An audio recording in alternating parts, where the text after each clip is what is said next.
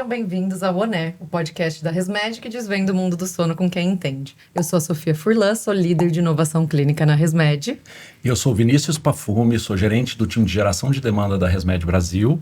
Estamos aqui hoje com o nosso grande convidado, o Dr. Danilis Guilar, otorrinolaringologista, médico do sono, mestre e doutor em Ciências Médicas pela Unifesp, membro do Departamento de Medicina do Sono da Associação Brasileira de Otorrinolaringologia e Cirurgia Cérvico-Facial e vice-presidente da Sociedade Paulista de Otorrino. É isso aí. Maravilha, bem-vindo, Dan. Que visita boa aqui pra gente. Hoje a gente tem muito para aprender com você.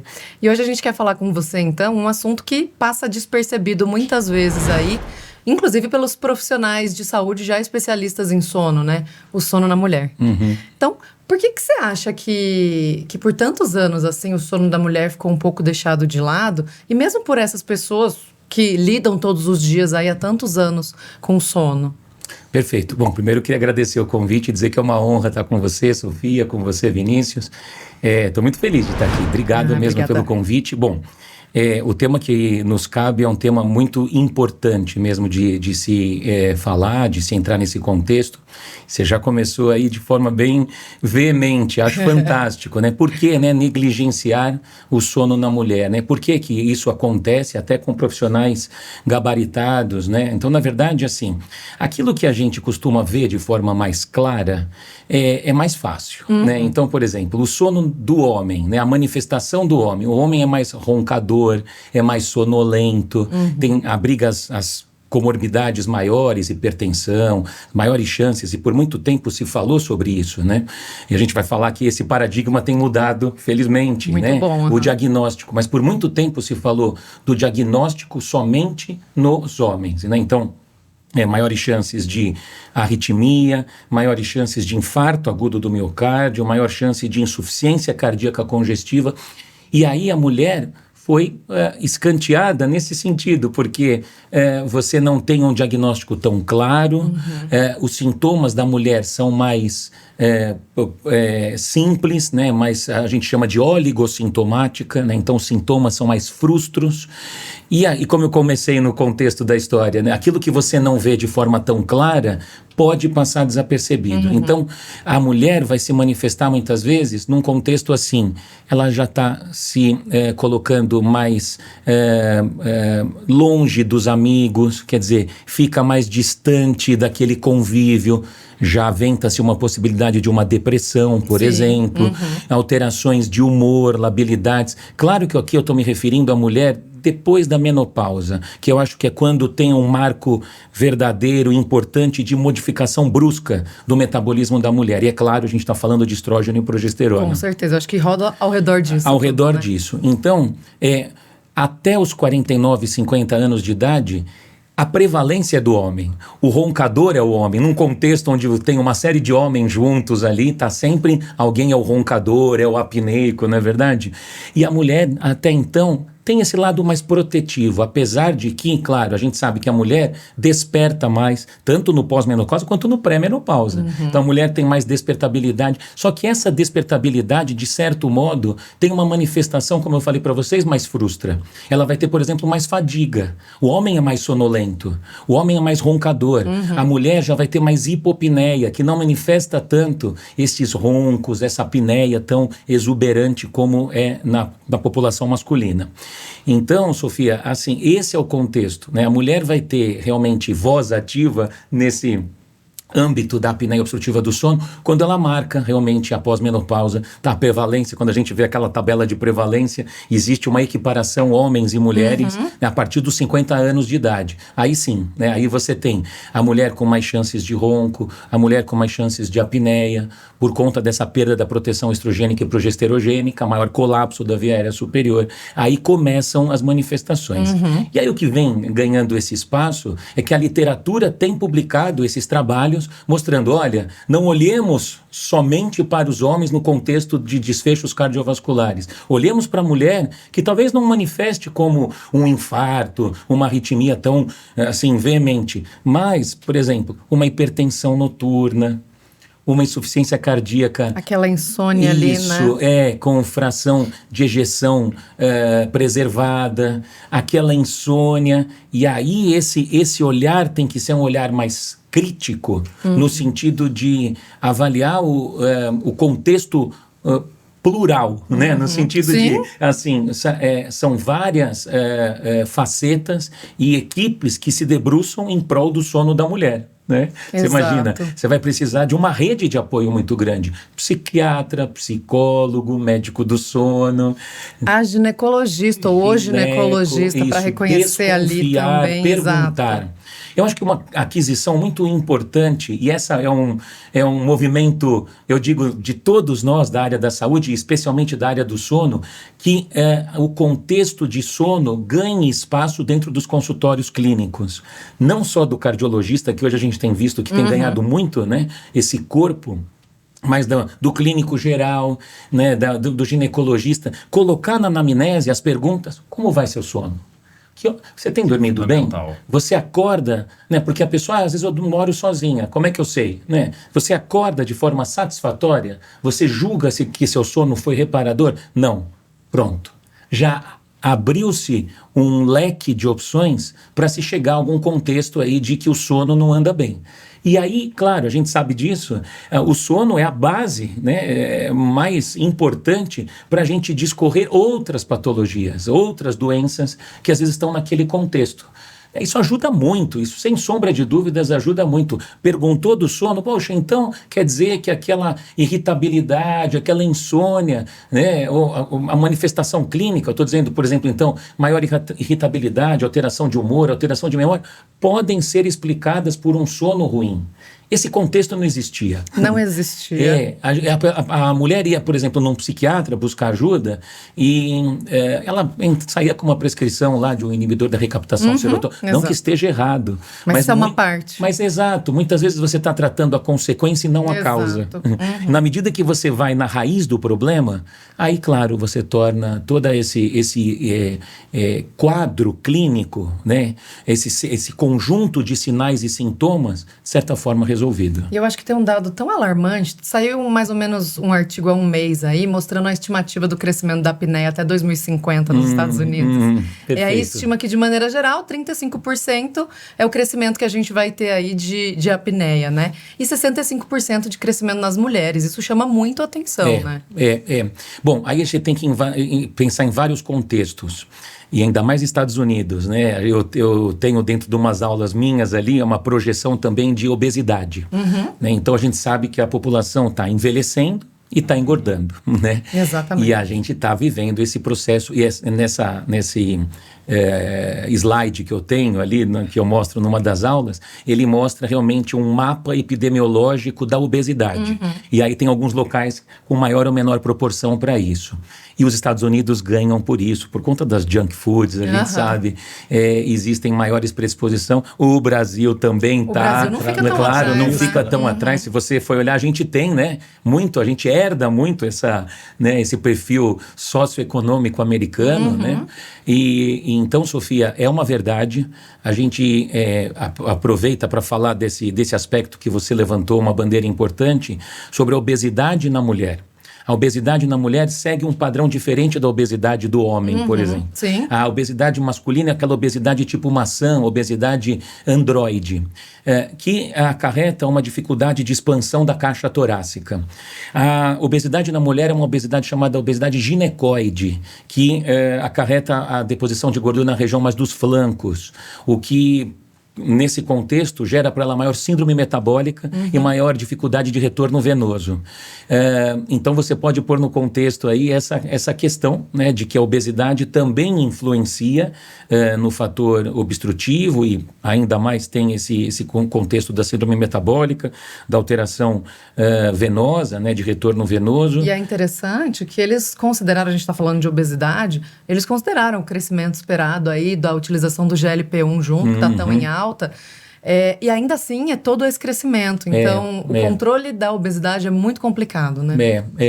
Sem sombra de dúvidas. Você precisa ter esse contexto. A gente estava falando isso logo de manhã, já que existe tanto esses medicamentos hoje, em função da redução do peso, a gente também precisa de uma reeducação alimentar, né? Claro, né? Porque senão você perde rápido e depois ganha rápido. E a gente tem que lembrar no contexto que a população está envelhecendo, né? Então, essa é uma grande verdade. A gente tem que cuidar cuidar dos nossos velhinhos e cada vez mais nós estamos com uma população envelhecendo e, obviamente, as doenças dos idosos vão reinar. Como, por exemplo, a apneia obstrutiva do sono. Quando a gente pega os estudos de prevalência, os estudos aqui mesmo do Departamento de Psicobiologia da Unifesp, quando você faz uma regressão logística para ver quem eram os apneicos, quanto mais vai aumentando a idade, maior a chance de apneia obstrutiva do sono. Ou seja, se a população envelhece, eu tenho aumento da prevalência de apneia obstrutiva do sono. Enfim, eu acho que é um alarme importante que você está levantando, até para que a gente se arme, se cerque de terapêuticas importantes para tratar a população que está envelhecendo. E esse dado, a gente pode considerar também que o diagnóstico em si da mulher vai aumentar, né? Porque até hoje, estima-se aí que em torno de 90% das mulheres são subdiagnosticadas. A gente tem um dado do Sullivan lá mais antigo, que fala que, em geral, 80% das pessoas são subdiagnosticadas. E na mulher isso piora um pouco, né? É verdade. Aí você também está levantando uma outra bandeira importante, e eu estou pensando na fisiopatologia aqui enquanto você fala, sobre a questão da despertabilidade e dessaturação. Porque é muito mais fácil hoje, quando a gente fala em diagnóstico, diagnosticar a pessoa que dessatura mais. É mais fácil você colocar um oxímetro hoje para avaliar a dessaturação do que avaliar a despertabilidade. Como que você avalia a despertabilidade hoje dos wearables?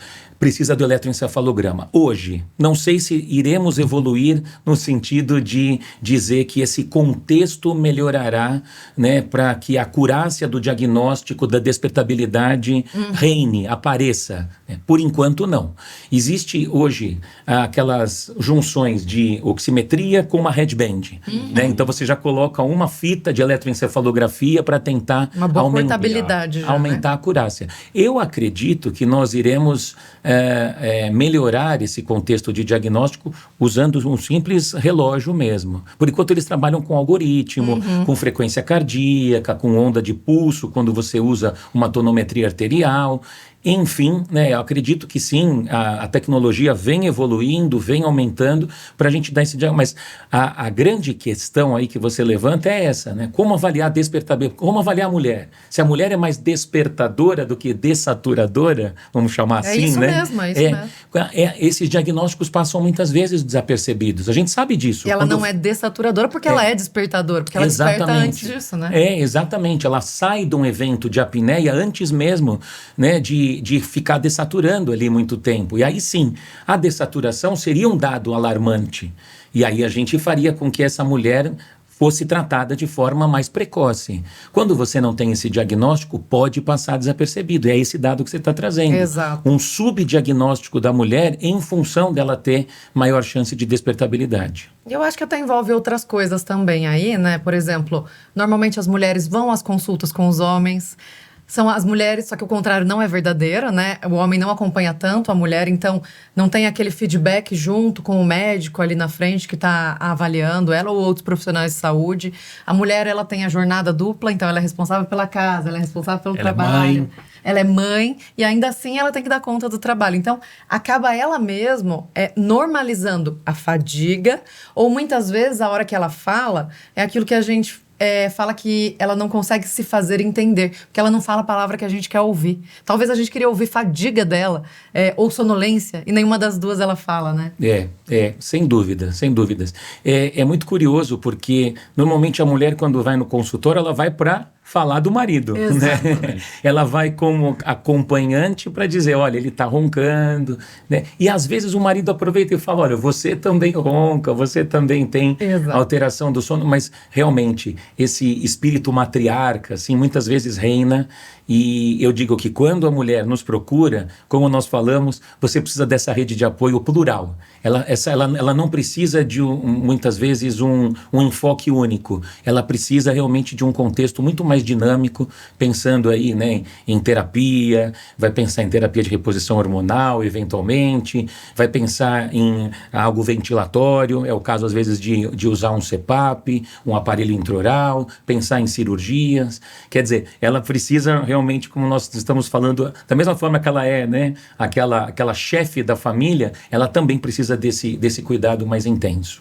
A gente entende aqui, então, a importância de um diagnóstico mais precoce, né? Não esperar só os fatores menopausa e outras consequências que a gente trouxe aqui, mas despertar no consultório do profissional a necessidade de, quanto mais precoce eu entender, perguntar, abordar sobre o assunto e encaminhar, melhor, né? Mais rápido o tratamento. Sem dúvida, Vinícius. Acho que esse é um alerta extremamente importante, né? Fazer com que o profissional que esteja, né, desse lado aqui da mesa pergunte, fale sobre sono, entenda um pouco melhor, faça uma anamnese mais rebuscada, dirigida em prol do sono e entender efetivamente quais são essas demandas para se começar tratando logo cedo. Eu falei em cirurgia agora há pouco. A cirurgia normalmente a gente pretende que seja feita em indivíduos mais jovens, mulheres mais jovens. Um desvio de septo, por exemplo, né? Se você faz na época da adolescência, adulto jovem, você vai diminuir a resistência à passagem de ar, por exemplo. Existe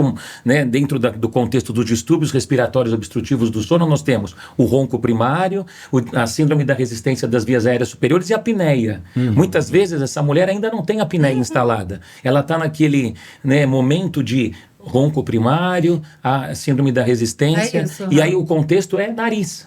Então, essa intervenção precoce, muitas vezes, diminui resistência à passagem de ar. E o que a gente ganha com isso? Diminui o achatamento da curva de fluxo, diminui o despertar. O HERA é isso. Achatamento da curva de fluxo que combina em despertar. Quer dizer, isso não entra nem em hipopneia.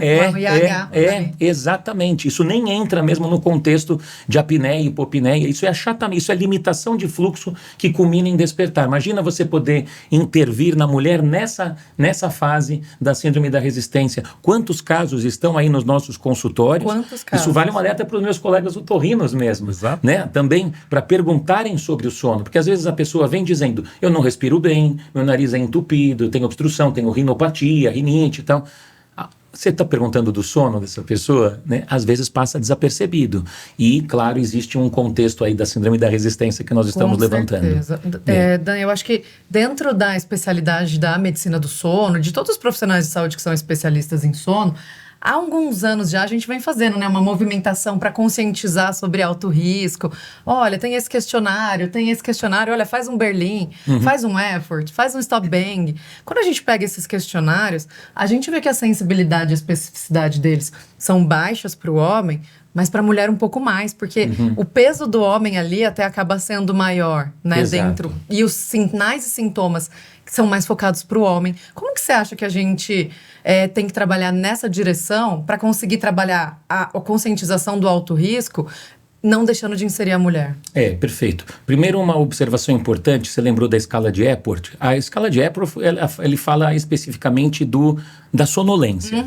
E eu faço um alerta para os meus alunos, para o pessoal que passa lá, né, nos nossos ambulatórios didáticos, o cuidado da pergunta, né? Qual é a sua chance de cochilar? Isso tem que ser bem claro, porque às vezes a pessoa responde como uma fadiga. Não, eu fico cansado. Não, mas é dormir. Você dorme lendo e assistindo TV? Não, eu fico cansada. Então, primeiro esse cuidado, né, em dizer que a escala de Epworth, ela tem esse sentido de avaliar sonolência. Se você estiver diante de sonolência excessiva diurna na mulher, desconfie de outro diagnóstico. Essa é a primeira questão, né? Dificilmente você vai associar uma sonolência muito exagerada, né? Então a gente está falando de valores ali muito altos mesmo, estou falando de 18, 20, até sim, realmente o número máximo 24 do Epworth em relação à sonolência na mulher. Normalmente você vai ver mais fadiga, então não é bem a sonolência. E aí, então, entra o contexto, né? O que fazer? Talvez essas escalas sejam muito grosseiras mesmo para determinar os desfechos clínicos na mulher. Existem outras. Eu, por exemplo, apliquei na minha tese de doutorado uma escala de fadiga. Existe escala de fadiga. Então, faz mais sentido muitas vezes para a mulher preencher um critério de fadiga e não de sonolência. Talvez o critério de Berlim seja mais uma triagem mesmo, mas, de novo, pode até ser grosseiro. De uma forma mais fina, você teria que perguntar assim, mais sobre alterações do humor, alterações de irritabilidade, coisas que não tem dentro. Mais direcionadas para ela. Né? Mais para ela. Coisas que não tem, por exemplo, no questionário de Berlim, né, que vai estar muito ali falando sobre ronco, sobre alterações do sono ali, e pouco na alteração diurna. Tá? Enfim, então eu acho que esse é um gargalo que a gente acaba tendo mesmo, esses questionários, e acho que cabe mais esse trato minucioso, esse trato fino na pergunta que a gente deve fazer para a mulher para se tentar chegar num diagnóstico mais acurado. Você sabe que hoje na Austrália, como os Estados Unidos, ela fornece também o CPAP ali, mas o primeiro instrumento de triagem que eles fazem é o Stop Bang adaptado e a escala de sonolência de Epworth adaptado. Então, o Stop Bang adaptado significa que se é acima de 5 pontos, para considerar alto risco, o da mulher vai ser 4. Porque desconsidera aquela parte do sexo. Perfeito. E a escala de sonolência de Epworth, em vez de ser maior ou igual a 10, maior ou igual a 8 também, para considerar essa parte. Para considerar. Isso, enquanto a gente não tem ainda um que é 100% direcionado para os sinais e sintomas da mulher, né? Perfeito, perfeito. Acho que faz todo sentido, né? E tudo que é muito matemático em medicina não deve ser muito bem levado a ferro e fogo. Exatamente. A gente tem que ter essa adaptabilidade, É né? lógico, é lógico. Ainda mais quando se fala de mulher. Você sabe que a gente falou muito da menopausa e eu acho que isso já está bem desenhado aqui para todo mundo, mas tem situações que chamam a atenção desde o começo e que eu acho que passa completamente despercebido aí. Por exemplo, as mulheres que têm síndrome do ovário policístico, o 3º mês de gestação, que as chances aumentam aí em pelo menos 30%, 32% dessa mulher ter apneia, e que muitas vezes, se não identificada e não tratada, pode ter consequências tanto para a mãe quanto para o bebê, né? Por exemplo mesmo, isso mesmo. Essas consequências no 3º trimestre, nós sabemos de eclâmpsia, né, por exemplo. Exatamente. Né? Então, você tem as consequências na própria gestação. Realmente muda bem, né, o contexto. A mulher, quando está na fase gestacional, naquele 1º trimestre, 2º trimestre, aquele primeiro momento é um aumento abrupto de progesterona. E aí sim muda muito esse contexto também, porque ao aumentar a progesterona, ela aumenta o drive ventilatório. E aí o aumento do drive ventilatório faz com que muitas vezes ela hiperventile. Né? E essa hiperventilação pode já dar alguma instabilidade respiratória. Coisa que não é tão comum na mulher, né? Exato, essa instabilidade. Exato, não é comum. E aí então você tem esse aumento da progesterona gerando esse aumento do drive ventilatório, aumentam os quimiorreceptores, a resposta dos quimiorreceptores ao aumento do CO2. Aí quando você tem hipercapnia, você hiperventila e tem esse processo respiratório, né? E quando a mulher chega no 3º trimestre, por conta de edema, por conta de maior dificuldade também de retorno venoso, né? Você tem, né, toda a pressão abdominal ali por conta... O diafragma está mais elevado. Isso, mais elevado. Aí ela tem esse contexto da apneia obstrutiva do sono. Isso é muito importante da gente levantar, né, conversar com a mulher. Imagina para uma mulher que já tem uma predisposição, né, que já tem, assim, obesidade ou alteração esquelética, né, a gente precisa lembrar desse contexto também anatômico, uma retrognatia, uma alteração de... Já tinha um risco aí, já tinha um risco. E aí ela vem, né, e aí tem esses fatores ainda predisponentes para colapso da via aérea superior. Isso é tão importante que até para o puerpério essa mulher precisa ser vista, né, porque por mais que você tenha uma mudança bruta, aí ao contrário, você tem queda da progesterona, né? De qualquer forma, essa mulher precisa ser vista para ver assim, em relação à perda de peso, em relação a todo o controle cardiovascular, a essa mudança da variabilidade cardíaca. Hoje tem se estudado muito sobre variabilidade cardíaca. Então, nesse contexto, ela precisa ser identificada, diagnosticada, ver se ficou com alguma sequela, vamos dizer assim, né, para continuar sendo tratada. E o que você acha, por exemplo, a gente já vê uma mulher que está reclamando bastante do sono no 1º trimestre já. O que vale a pena nesses casos? Um exame no 1º, no 2º e no 3º mês, se a gente não viu nada diferente, assim, importante no 1º mês, você continuaria fazendo? O que você acha que é o ideal? Um exame do sono? Isso, por exemplo, uma polissonografia tipo 1 ali. Por exemplo, se a mulher tem realmente queixas do sono, vale a pena diagnosticar já de forma precoce, né? Com certeza você está sendo precoce em relação à instalação dessas doenças principais, né? Nós falamos da eclâmpsia e tem outras doenças também, né? Assim, até mais sérias que ocorrem no 3º trimestre.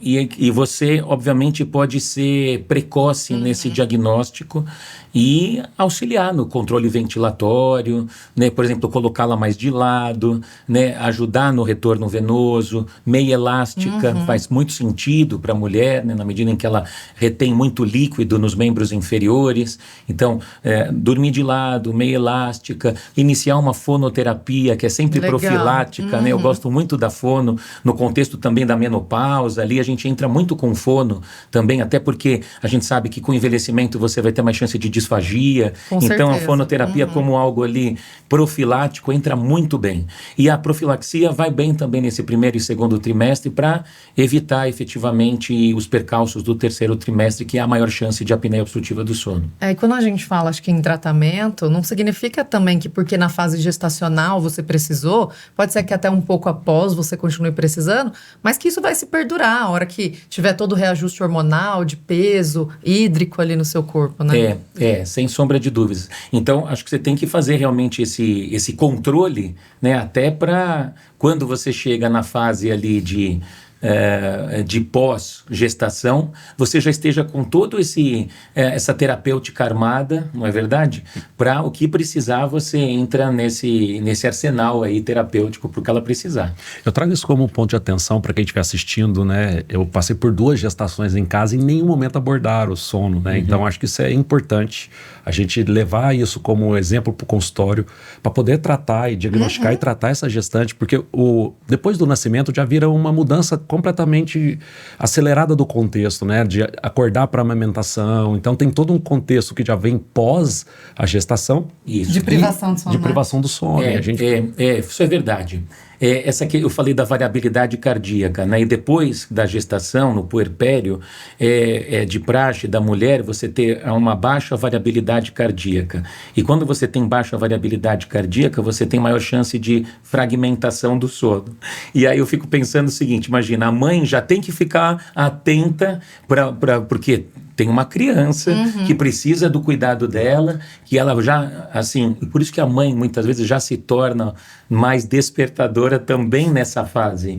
Eu tenho exemplo de casa também. A minha esposa sempre teve, assim, mais oportunidades de dormir, não vou falar que é dorminhoca, mas dormia, acabou, né? Depois da gestação, muda completamente. Nunca mais eu vi a Andréia dormir assim como ela dormia antes das gestações que nós tivemos em casa. E é esse contexto que você levantou, Vinícius. Aí nós estamos dando exemplos juntos de casa. Você também notou essa mudança no padrão de sono lá da tua casa, da tua esposa. Então é isso. E como a Sofia levantou bem, é esse contexto da matriarca, né? Porque ela já está pensando nos filhos, ela está pensando no marido, ela está pensando nela. O corpo da mulher também passa a mudar, né, depois de uma certa idade, que é o fator menopausa. É curioso que a gente está falando toda essa sobrecarga, toda essa correria, e a gente vê a maioria dos estudos, o tempo total de sono da mulher é maior que do homem, né? É engraçado. Realmente, o tempo total de sono na mulher acaba sendo maior porque provavelmente o homem, no contexto das apneias, aí no fato dele acordar mais vezes, diminui esse tempo total de sono. Exato. Não pela despertabilidade. Talvez aqui caiba aquela comparação e aquela definição do que é o despertar autonômico cortical, próprio da apneia do sono. Sim. Quando a gente fala do microdespertar ou despertar breve, que é mais próprio da mulher, que dura aquele entre 3 e 15 segundos. Então, o tempo total de sono acaba sendo afetado nesse contexto do homem, eu me refiro, porque aqui você está mexendo na eficiência do sono como um todo. E como nós sabemos naquelas definições de que o microdespertar pouco interfere na eficiência do sono. Não interfere, Exato, na não verdade. interfere. Né? Você tem aumento da despertabilidade, dos despertares breves, mas isso não interfere na eficiência do sono. Então é essa a explicação. E o que está ligado aí junto também, que acho que casa com o que você está falando, a mulher, se você pergunta para ela como é que ela dormiu, como é que ela está se sentindo, e você vê as fases de sono da polissonografia, não batem quase. Você pode ter... ela teve 4 a 6 ciclos das fases, tudo direito, mas ela pode estar te falando que ela teve uma noite horrível ali. Já o do homem, bate, né? O que a gente vê na polissono, você vê muito parecido. Você entrou num contexto muito importante, né? Porque a mulher, nesse pós-menopausa, tem mais chance de insônia. E a gente tem falado muito sobre insônia na mulher E aí, claro, cabe um diagnóstico importante que é a comisa. Exato. Né, que é a comorbid insônia sleep apnea. Ou seja, você tem, além da apneia, você tem maior chance de insônia. E outra coisa que também tem sido falou-se muito no Congresso Mundial agora de Singapura, sobre fenótipo da insônia. E aí sim, a gente hoje tem duas formas de diagnosticar a insônia dentro desse conceito dos fenótipos. Insônia de curta duração e insônia de tempo total de sono normal. E é Olha isso aí. que você está falando. A de curta duração, às vezes é mais perceptível, né? Então, olha, eu durmo mal, durmo pouco, e realmente aqui para esse contexto de insônia de curta duração, você tem maiores chances de depressão, maiores chances de desfechos cardiovasculares.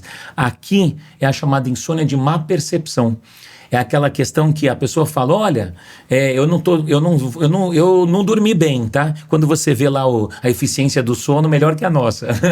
90%. É por isso que só números não dá pra gente só contar com isso na hora que a gente tá analisando. Exato. Né? Muitas vezes, o que a gente considera a indicação direta para um CPAP? Um IH moderado a grave ou um leve se tiver um histórico cardiovascular associado ou uma sintomatologia muito alta. Exato. Mas aqui, olha o quanto que o Danilo está falando de despertar que a mulher tem. Então é muito mais provável que a mulher tenha um IH leve e a gente está deixando passar isso, que pode ser que esteja concentrado tudo ali em sono REM. Exato, exato. Aí que tá, você levantou outra bola importante, né? A mulher no pós-menopausa tem mais essa correspondência do REM dependente. Ela piora no sono REM, né? Essa é uma intriga ainda, né? Os mecanismos não são muito bem claros. Por que existe a apneia REM dependente na mulher, né? O que se sabe, né, é que existe uma correlação ainda mais pobre dos desfechos cardiovasculares do que se preconiza para o homem, mas existe, né? A gente chama de uma doença cardiovascular subclínica, silenciosa, que precisa ser vista, que, como nós falamos no início da nossa conversa, é aquela hipertensão noturna, é aquela insuficiência cardíaca com fração de ejeção conservada, né, preservada. Então, Sofia, realmente os diagnósticos são mais, assim, não são tão claros quanto se espera ou quando se compara com o sexo masculino. Mais complexo, né? E se a gente pensa no sentido de tratamento, você chegou a comentar um pouco de reposição de terapia hormonal. O que são? A gente está falando aqui com profissionais de saúde especialistas em sono e não especialistas também. Então, se essas pessoas começam a olhar agora as mulheres que passam nos seus consultórios e a primeira coisa que vem é insônia ou fadiga, primeiro é pensar aí em recomendar para passar com um especialista para fazer um diagnóstico, mas o que ele poderia explicar para ela dos tratamentos possíveis que tem hoje? Como Perfeito. É que poderia ser? Como nós começamos falando, a terapia de reposição hormonal é uma possibilidade bem plausível para a mulher quando entra na fase do climatério, no pós-menopausa. E esse contexto precisa ser avaliado de ordem médica para saber se ela não tem contraindicação à terapia de reposição hormonal. Sim. E quais seriam as duas principais contraindicações para TRH, para terapia de reposição hormonal? CA de mama. Da família, né? Na família, histórico de CA de mama e tromboembolismo, tá? Por quê? Porque o estrógeno já tem estudos mostrando que poderia potencialmente aumentar a chance de câncer de mama e a chance de tromboembolismo. Então, não se preconiza.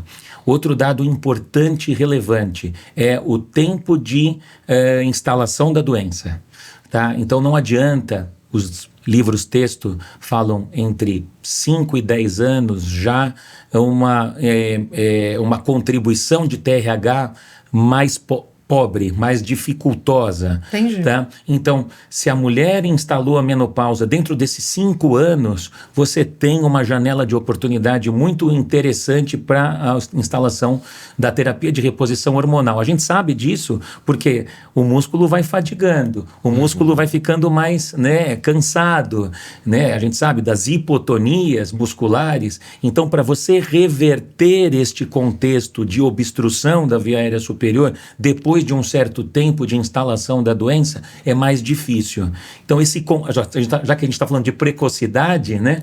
Quando a mulher nos procura nessa fase de instalação, e acontece muito, eu recebo muitas mulheres por volta dessa idade mesmo, 49, 50, 51 anos de idade, esse é o momento da medicina do sono intervir para se tentar realmente protelar, postergar um pouquinho esse processo de obstrução de colapso da via aérea superior.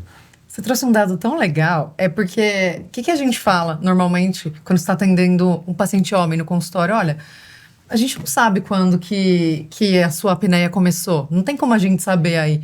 Da mulher é exatamente o contrário, a não ser que o homem tenha ganhado peso excessivamente ali, foi um dado muito marcante, porque é tão natural falar que um homem ronca, ele nunca foi atrás disso, mas da mulher, apesar da gente estar falando aqui que o diagnóstico é mais complexo, é mais difícil, mas aqui a gente consegue ter um marco, piorou daqui pra frente, seja a gravidez, seja a menopausa, o que não era tão ruim antes, agora ficou um pouco pior, né? É verdade, é verdade. Essa é uma discussão muito interessante.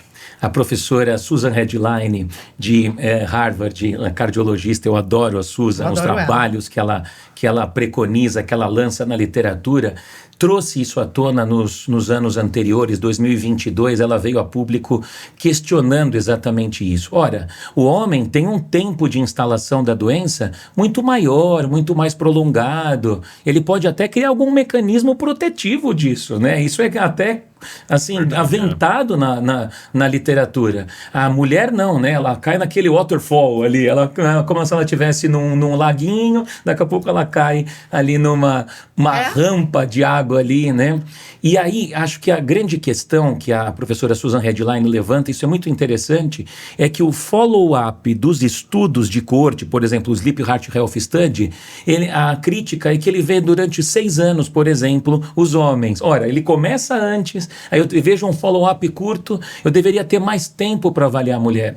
Quem faz pesquisa sabe que não é fácil, né? Claro, claro, não é fácil todo esse tempo, mas então, e aí ela começou a publicar trabalhos com um follow-up maior e começou a trazer dados alarmantes para a gente. Olha, quando eu controlo para hipertensão, diabetes, alterações como, por exemplo, a idade mesmo, então ela controlou esses dados e achou num dos trabalhos dela publicado, acredito que foi em 2015, a troponina maior em mulheres do que em homens. Olha. Quando ela controlou todos esses fatores confundidores. E aí ela levanta essa possibilidade. Seria a mulher também, né, uma propensa a ter desfechos cardiovasculares quando eu controlo esses fatores de risco? Olha que curioso. Passa a ser talvez maior? Aí eu tô... Então, o que ela mostrou? Que o aumento da troponina está associado a maior gravidade da apneia obstrutiva do sono nesse contexto. E quando você não controlava, a troponina estava aumentada mais em homens do que em mulheres. Então, acho que é isso que a gente começou a fomentar, a ter na literatura esses dados de relevância para dizer, olhemos com mais propriedade para as mulheres, sabe? Muito legal isso, né? Muito legal. Eu acho que por muitos e muitos anos, trazendo todo esse contexto que a gente está falando, a apneia ela foi trazida como uma doença do homem mesmo, né? E há pouco vem sido trazida como uma doença da mulher. E acho que você tem até casos assim, com certeza, e não é de se estranhar num consultório, é muito comum na verdade, quando a indicação de uma mulher é o CPAP, é o medo. É o medo de ser julgada, é o medo de ser rejeitada, de que o marido, a esposa, alguém perca a atração sexual pela pessoa, né? E o medo da sociedade, porque a sociedade julga também sobre isso e que, na verdade, deveria estar fazendo o contrário. Apoiar para um tratamento que nada mais além de para ela passar a dormir bem agora, ter maior qualidade de vida, a longo prazo ser uma condição de prevenção cardiovascular, né? É verdade. E acho que isso passa muito também pela classe médica. E a gente deve fomentar, como eu falei, né, e dar esse apoio, não só um apoio de ordem da medicina do sono, mas esse apoio psicológico. Acolher. Né? Acolhimento, perfeito. Né? Em dizer, olha, você precisa se tratar. Eu costumo fazer uma comparação de aquelas brincadeiras de corda que a gente tinha nos colégios, né? Olha, metade da turma vai para cabo de guerra. Cabo de guerra. Né? Então, eu falo assim, você toma remédio para pressão? Tomo. Você toma remédio para o diabetes? Por que você não vai tratar a sua apneia do sono? Porque aí você está puxando toda aquela aquela corda que você está puxando para o lado positivo, sem o tratamento da apneia, você está trazendo toda essa corda para o lado negativo. Exato. Então vamos jogar tudo para o lado positivo. Ao tratar a apneia, você vai tudo para o lado de lá, a equipe do lado de cá ganha. Então ela entende que a tratar a apneia é tão importante quanto tratar uma doença cardiovascular, uma doença metabólica que ela está tratando com remédio. Doutor Danilo, a própria indústria, né? A ResMed tem anos que desenvolveu um algoritmo específico para mulheres, é o CPAP que a gente chama For Her, que inclusive dentro do Armin tem a modalidade, que vem com algoritmo específico, né? Para poder tratar de forma muito personalizado essas individualidades que treina a mulher, né? E esse é o nosso paradigma. A gente fala há anos do Armin, do For Her, e a gente ainda vê um desconhecimento, né, dos profissionais que entendem que o equipamento é só, às vezes, um design diferente, uma cor diferente, mas não entende a essência do algoritmo e por que ele é tão importante nessa mulher, nesse público. É verdade. Então, vou dar umas dicas para os meus colegas que estão me assistindo e ouvindo. Eu, dentro do consultório, eu abro o meu computador, eu mostro as máscaras, eu acho que isso tem que passar da classe médica primeiro, para depois nós, obviamente, precisamos dos nossos colegas fisioterapeutas e todo o contexto, vai entrar um pneumologista junto conosco, enfim. Mas é papel do médico, nesse momento, demonstrar para ela, para tirar os estigmas, para tirar o preconceito. Veja, muitas vezes eu demonstrei em fotos, o meu paciente falou assim, nossa, é isso? Eu vou usar assim, porque é menorzinha, é rosinha, é mais fácil de adaptação, né? Esse equipamento é menor. Então existem muito preconceitos que fazem com que essa mulher já vá com esse intuito de, não quero usar, é ruim no âmbito, né, de estar em casa com o marido, não vai ter aquela atração sexual, né? Então, pelo contrário, se ela entender que ela está ganhando contexto clínico, qualidade de sono, de vida e, obviamente, menores morbidades, é claro que ela vai entender. Isso é papel do profissional de saúde. Você tem que demonstrar para ela esse conceito importante de que ela está agora precisando buscar qualidade de vida, qualidade para a sua saúde como um todo. E, claro, passa pela performance do sono. E nós, como profissionais de saúde ali, e quem principalmente está na linha de frente com esses pacientes, é pensar na autoestima dela ali também. Porque se ela olha no espelho e ela vê um aspecto de estou doente, de estou respirando por aparelhos, é exatamente o oposto da adesão, seja qual for o tratamento que ela estiver fazendo, né? Então, é nossa responsabilidade também pensar nisso, né? Em equipamentos que não se pareçam com uma pessoa que está respirando por aparelhos, máscaras discretas, menores, para que ela se sinta bem também, exato, né? Exato.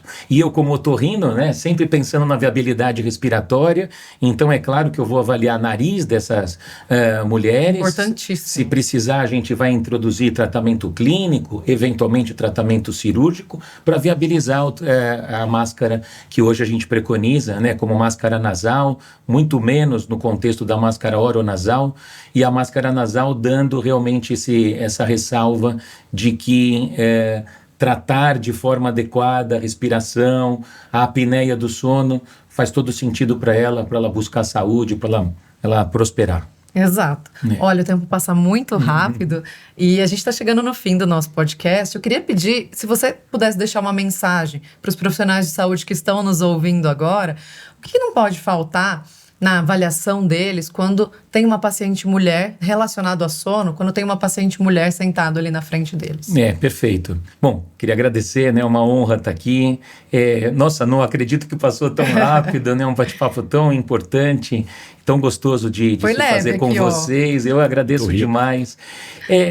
Eu acredito que nós já basicamente falamos, né? Esse desconfiômetro, ligar o desconfiômetro de que nós estamos diante de uma pessoa que pode ter problema com o seu sono e pode, por consequência, ter problemas graves de saúde. Aqui a gente está falando tanto num conceito psicogênico da história, quanto, obviamente, cardiovascular e metabólico. Isso é muito importante. Então, a questão é a precocidade, acho que essa é a grande chave da nossa conversa. Felizmente, nós já não deixamos para o final, nós já falamos disso na nossa conversa. A precocidade é fundamental para a gente adquirir esse contexto de satisfação para ela. Ela tem que ganhar a autoestima que ela nunca deveria ter perdido. Exato. Né? Eu acho que isso é fundamental. Bom, quero te agradecer muito. Foi um papo leve, passou até rápido demais, mas foi uma aula para todo mundo que está nos assistindo e para nós também, com certeza. Então, obrigada pela sua participação. E eu quero convidar também os nossos espectadores, quem está nos assistindo, a seguir as nossas redes sociais. ResMed HCP BR, por favor, sigam a gente nas redes sociais para essa rica discussão. E se vocês gostaram do nosso episódio, indiquem para os seus amigos, para os seus colegas e aguardem os próximos episódios. Obrigada!